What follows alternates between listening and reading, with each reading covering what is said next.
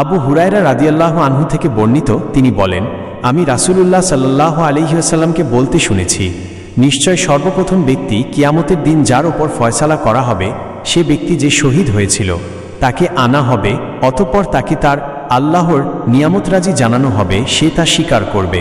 তিনি বলবেন, তুমি এতে কি আমল করেছ? সে বলবে, আপনার জন্য জিহাদ করে এমনকি শহীদ হয়েছি।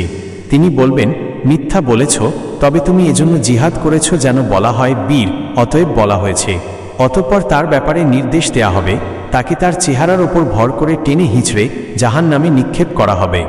আরও এক ব্যক্তি যে ইলম শিখেছে, শিক্ষা দিয়েছে ও কুরআন তিলাওয়াত করেছে তাকে আনা হবে, অতঃপর তাকে তার নিয়ামতরাজি জানানো হবে, সে তা স্বীকার করবে। তিনি বলবেন, তুমি এতে কি আমল করেছ? সে বলবে, আমি ইলম শিখেছি, শিক্ষা দিয়েছি ও আপনার জন্য কুরআন তিলাওয়াত করেছি।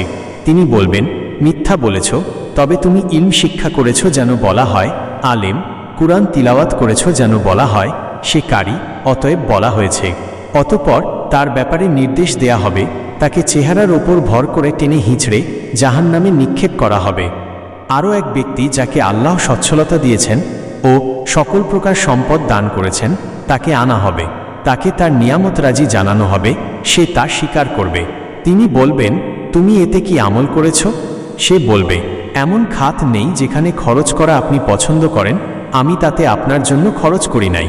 তিনি বলবেন, মিথ্যা বলেছ, তবে তুমি করেছ যেন বলা হয় সে দানশীল, অতএব বলা হয়েছে।